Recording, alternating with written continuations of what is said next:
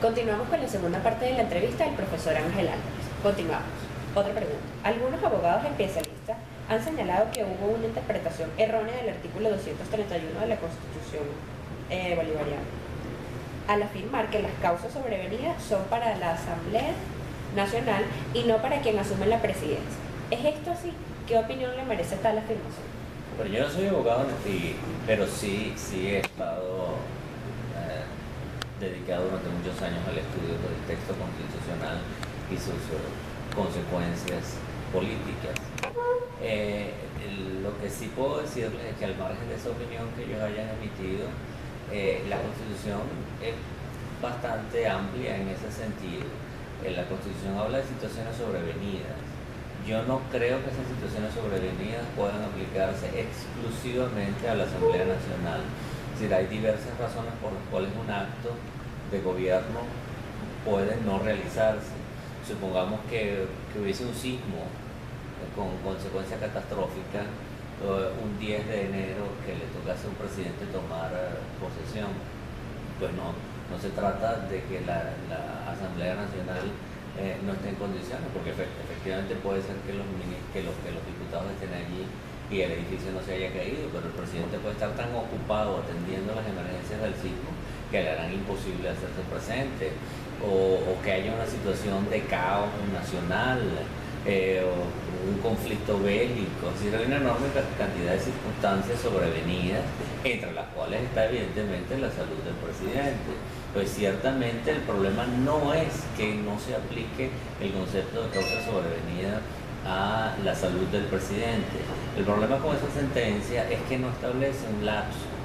Es decir, si el presidente está enfermo, como efectivamente pareciera que lo está, pero sin que lo sepamos desde el punto de vista oficial, salvo por sus propias declaraciones, entonces la Constitución ordena la realización de un acto que está previsto en ella, que es justamente la creación de una junta médica que reporte un informe al Tribunal Supremo de Justicia para saber si el presidente está o no en condiciones de tomar el cargo y cuándo podría tomar ese cargo.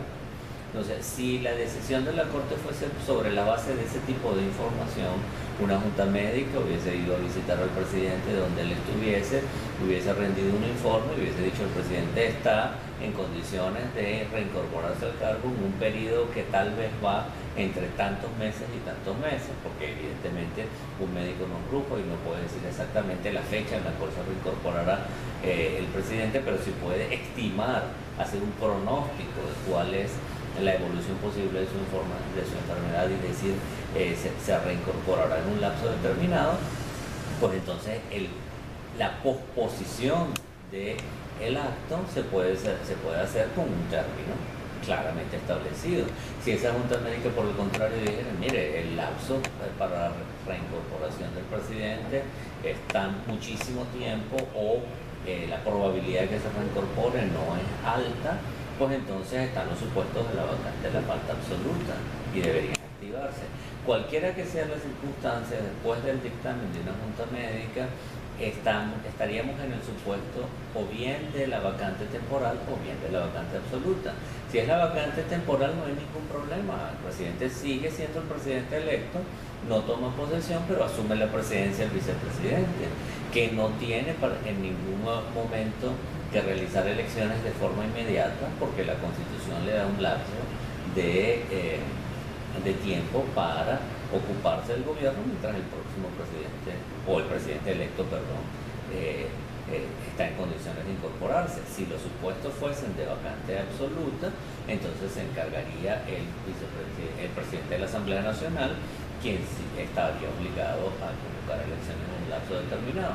Pero en todo caso, lo que es problemático de esa sentencia es que deja sin definición el lapso durante el cual el permiso del presidente está vigente. Pareciera que entonces es posible que el presidente esté de permiso durante 6 años. Si extremamos las consecuencias políticas de esa decisión, pareciera que podemos vivir en esta situación de provisionalidad durante 6 años y que se culmine el periodo presidencial sin que se activen los mecanismos de vacantes que están presentes en la Constitución. Okay, siguiendo en esta misma línea, a su juicio, estamos ante una falta temporal, una falta absoluta, un vacío de poder o continuidad administrativa. ¿Cuál concepto se adapta mejor a lo que estamos viviendo? ¿Y por qué? Vacío de poder sin duda no lo hay, porque digamos, los vacíos de poder, primero es un concepto que jurídicamente yo no lo veo en ninguna parte, políticamente es muy inconveniente, porque los vacíos de poder generalmente son algún tesis que se esgrime con el propósito de que alguien más usurpe el poder, y eso en una república es imposible. Es decir, la usurpación del poder es la negación de la propia república.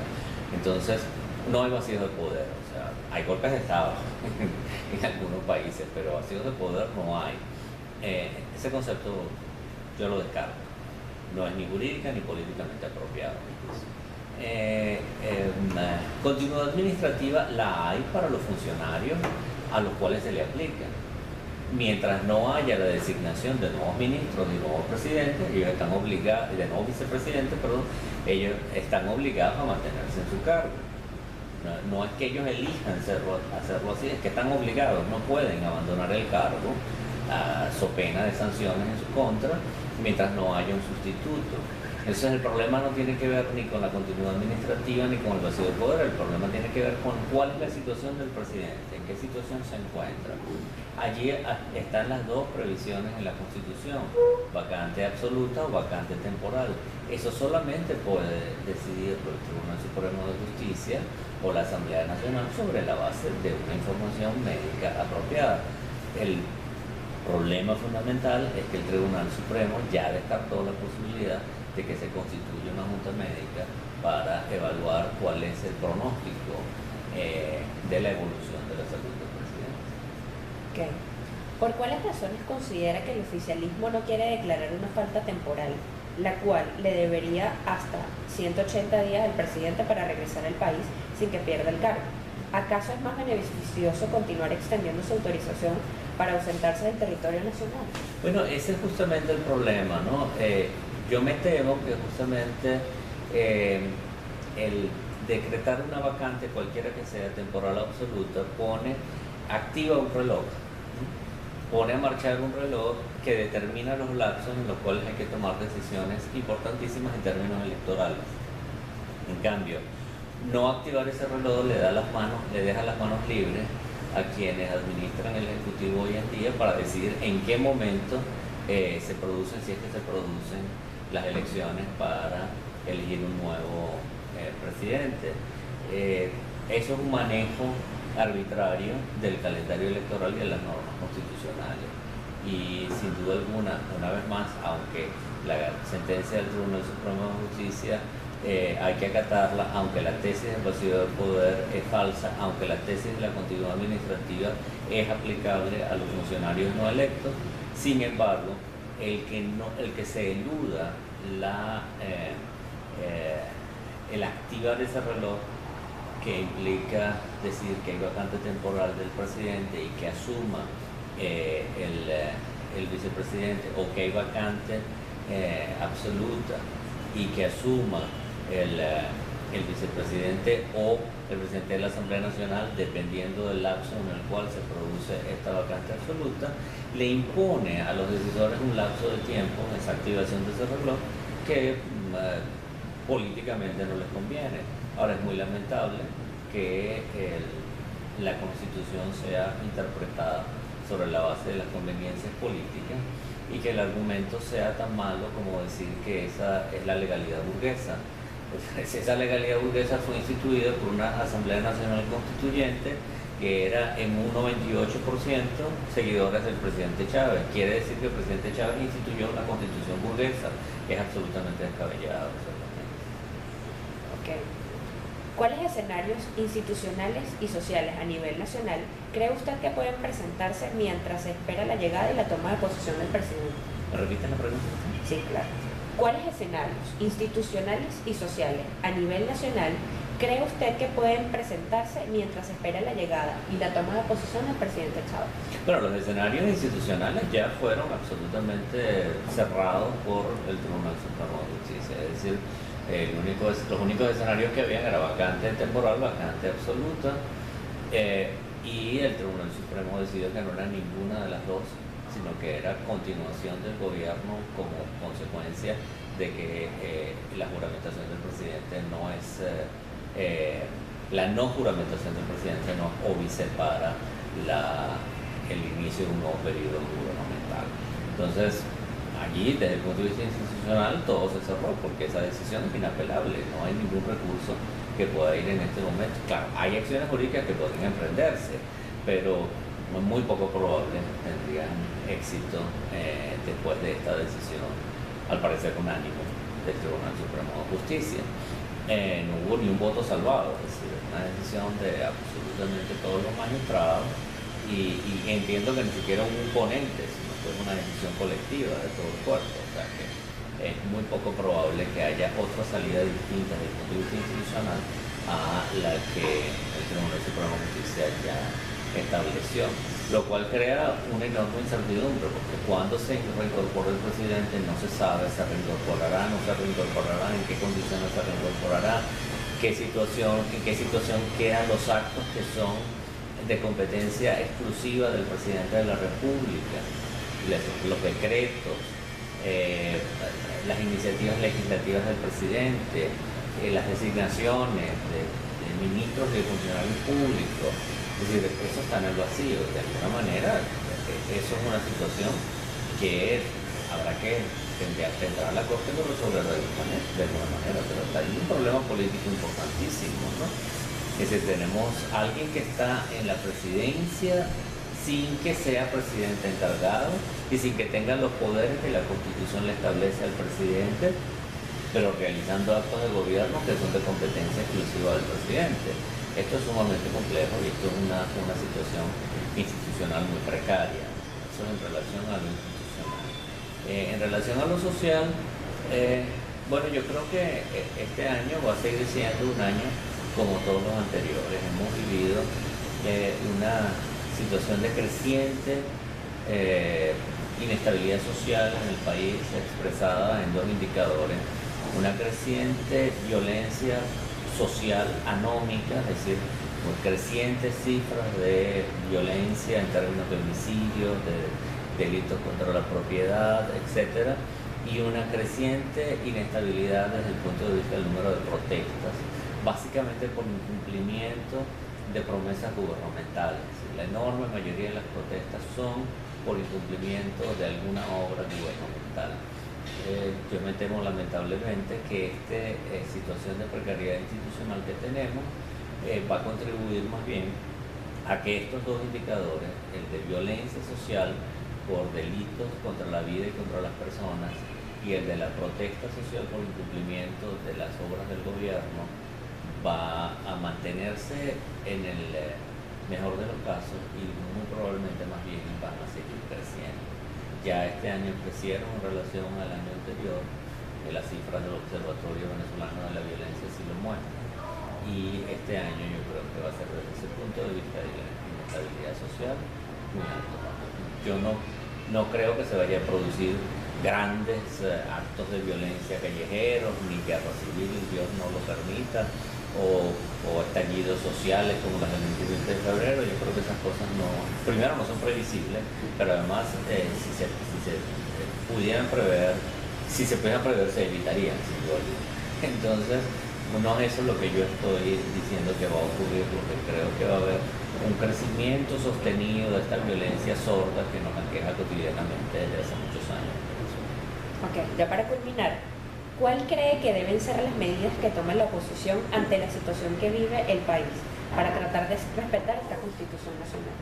Bueno, la oposición tiene un margen de acción muy limitado debido a su poco poder en las instancias de gobierno del país. Es minoría en la Asamblea Nacional, es absoluta minoría en el Consejo Nacional Electoral, no tiene presencia en el Tribunal Supremo de Justicia, ni el Contralor, ni el Fiscal, ni el Defensor del Pueblo son interlocutores frecuentes de la oposición, salvo que no sea para la diatriba y la confrontación entre ellos. y en las últimas elecciones regionales la oposición quedó reducida básicamente a 3 gobernaciones. Entonces la oposición está en una situación de poder muy limitada que le impide influir efectivamente en las decisiones del gobierno. Si algo está absolutamente claro a partir de las elecciones del 17 de diciembre es que como nunca antes, salvo en el 2005, todo lo que pase en el país en materia de toma de decisiones es responsabilidad exclusiva del gobierno nacional. Esto es inconveniente para el funcionamiento de una democracia en la que la división de poderes y la compartición de responsabilidades es la norma. Esta excesiva concentración de poder en manos de una sola fuerza política es malo por varias razones. En primer lugar, porque afecta la representación de casi la mitad del país en los órganos de toma de decisiones, pero además porque no hay un balance en la toma de decisiones, de forma tal que el riesgo de equivocarse es mayor que cuando las decisiones son compartidas. Es decir, el viejo principio popular de que 4 ojos miran mejor que 2 no se cumple en Venezuela. En Venezuela hay un solo ojo viendo absolutamente todo y muchas cosas se le escaparán. Pese a esto, entonces, la oposición, sin embargo, tiene alguna función que cumplir de importancia. Su primera función es fortalecerse a sí misma como fuerza política. Es el primer deber que tiene. Y para eso, la tarea fundamental que tiene es la consolidación de la unidad, de una unidad que tiene que ir más allá de la mera agrupación de los partidos políticos y que tiene que pasar por el acompañamiento del liderazgo político a las luchas del pueblo. No puede seguir realizando una tarea unitaria solamente en términos de coaliciones electorales, sino tiene que asumir una tarea unitaria en términos de la acción política dentro del marco de la Constitución y de las leyes. Esa oposición supraestructural, o sea, de pactos entre dirigencias partidistas, fue fundamental para recuperar la credibilidad de la oposición después de la debacle del año 2002 al 2005. Pero después de esas debacles políticas, cuando ya se ha consolidado una dirigencia nacional unitaria con un rótulo que la gran mayoría de los opositores, de los votantes opositores, respalda y sigue, que es el rótulo de la MUD, de la Mesa de la Unidad Democrática y el concepto de la unidad, esa contribución que se ha hecho apenas en menos de 6 años tiene que pasar a un tipo de unión de calidad diferente y pasar ya no solamente de la dirigencia, incluir no solamente a la dirigencia, sino incluir también a otras formas de organización popular y principalmente la vinculación de la dirigencia a las necesidades de la población, a las necesidades sentidas de la población, más que ir pasando, saltando de elección a elección con estrategia puramente electoral. Esa es una labor que la oposición solamente puede realizar en el mediano y largo plazo. En el corto plazo, la oposición tiene muy poco poder para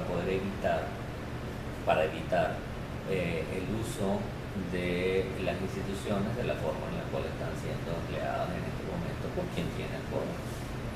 Su tarea entonces, para resumirlo, es básicamente organizarse y utilizar la estrategia de la lucha democrática dentro del marco de las instituciones, que es la única que le ha dado resultados a la oposición en los últimos 14 años.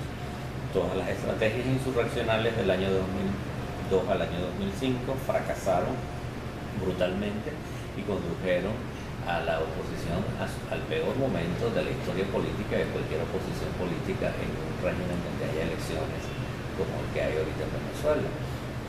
Mientras que los éxitos a partir del 2010, 2006 inclusive, pero principalmente a partir del 2010, muestran que la única opción que tiene la oposición es, pese a la inequidad en la distribución del poder, pese a la desigualdad de oportunidades, pese al sesgo con el que se administran las instituciones, la única vía que tiene la oposición es electoral y democrática. Bueno, profesor, muchísimas gracias por esta pequeña entrevista. El profesor analista político nos ayudó a hacer un breve análisis sobre la situación política que vive el país. Esperamos seguir contando con su apoyo. Muchísimas gracias, profesor. Gracias a ustedes, siempre a la hora.